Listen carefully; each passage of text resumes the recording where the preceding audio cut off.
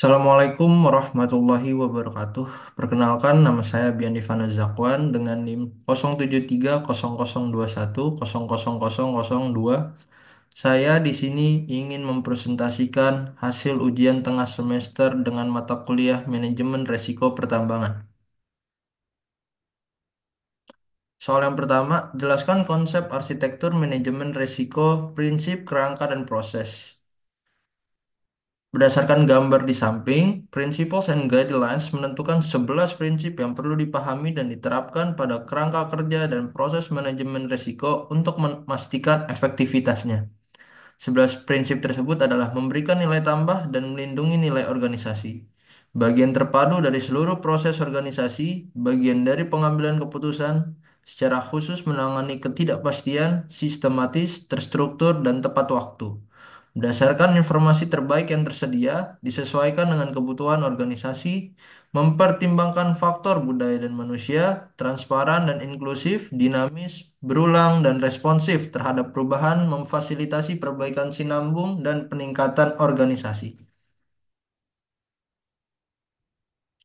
Setelah prinsip, kerangka manajemen risiko dilakukan dengan plan, do, check, act, meliputi perencanaan kerangka kerja manajemen risiko, penerapan manajemen risiko, monitoring dan review terhadap kerangka kerja manajemen risiko, perbaikan kerangka manajemen risiko secara berkelanjutan.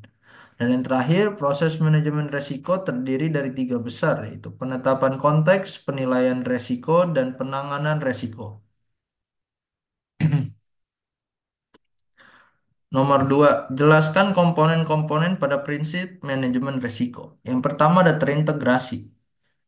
Manajemen risiko merupakan bagian dari keseluruhan dari semua kegiatan organisasi. Hal ini sangat masuk akal untuk dijadikan sebuah persyaratan agar dapat mendukung pencapaian tujuan, peningkatan kerja, dan mendorong inovasi. Yang kedua ada terstruktur dan komprehensif. Terstruktur dan komprehensif yang dimaksud adalah manajemen risiko berkontribusi pada hasil konsisten dan dapat dibandingkan. Prinsip tidak terbatas pada risiko dalam organisasi saja, tetapi juga termasuk pada risiko yang dibawa organisasi tersebut yang berhubungan dengan organisasi kita. Nomor tiga, dapat disesuaikan. Kerangka kerja dan proses manajemen risiko dapat disesuaikan dengan proporsi konteks eksternal dan internal organisasi terkait dengan tujuannya. Kebutuhan organisasi serta resiko yang harus dikelola organisasi untuk mencapai sasarannya harus disesuaikan baik saat ini maupun di masa yang akan datang.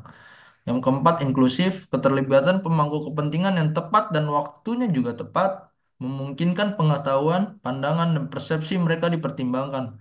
Ini menghasilkan peningkatan kesadaran dan manajemen informasi. Keterlibatan ini diperlukan agar mereka dapat berkontribusi dalam proses komunikasi dan konsultasi, pemantauan, serta peninjauan. Yang kelima ada dinamis. Risiko yang muncul dapat berubah dan menghilang mengikuti konteks eksternal dan internal organisasi yang berubah. Manajemen risiko mengantisipasi, mendeteksi, mengakui, dan merespons perubahan dan peristiwa tersebut secara tepat dan waktu yang tepat.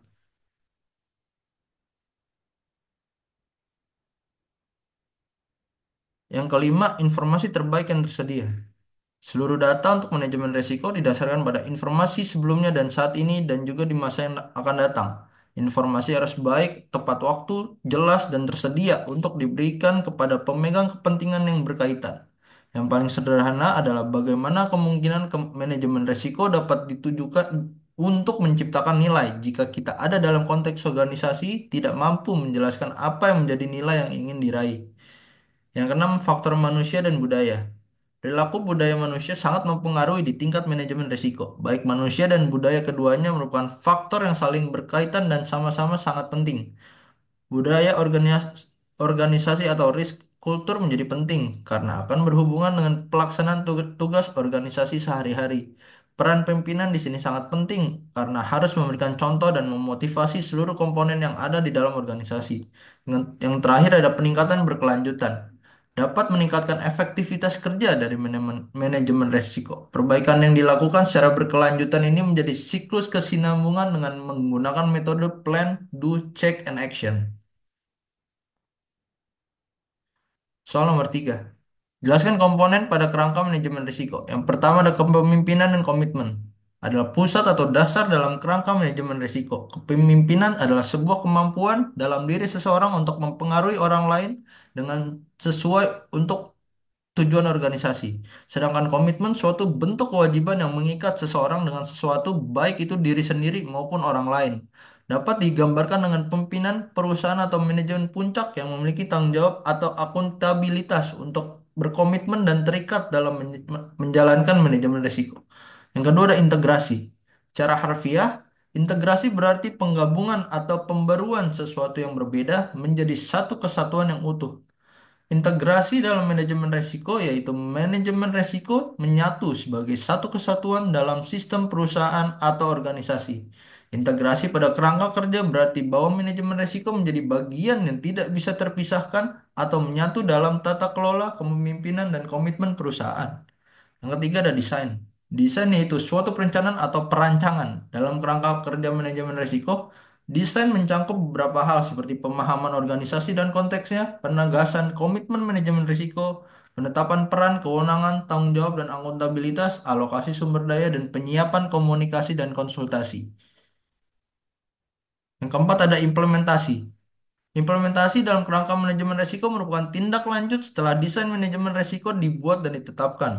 Jika dapat diimplementasikan dengan baik, maka kerangka kerja manajemen risiko dapat memastikan proses manajemen risiko menjadi bagian dari semua kegiatan perusahaan.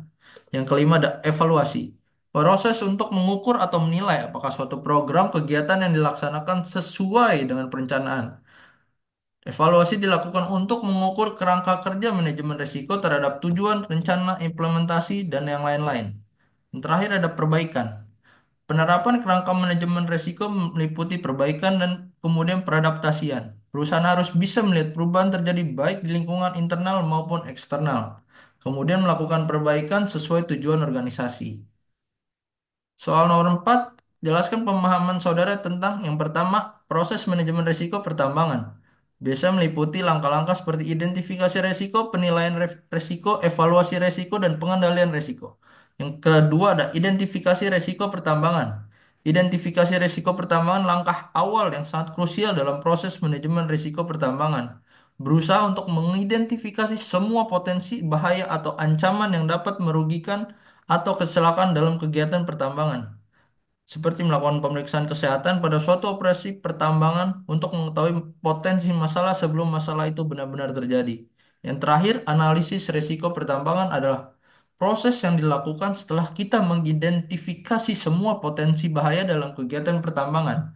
Kita akan menilai seberapa besar kemungkinan suatu bahaya akan terjadi terhadap masalah tersebut dan dampak yang ditimbulkan jika bahaya tersebut dapat terjadi. Dengan menggabungkan kedua faktor, dapat menentukan tingkat resiko secara keseluruhan. Eh, Demikian presentasi yang dapat saya berikan. Kurang lebihnya mohon maaf. Billahi taufik wal hidayah. Wassalamualaikum warahmatullahi wabarakatuh.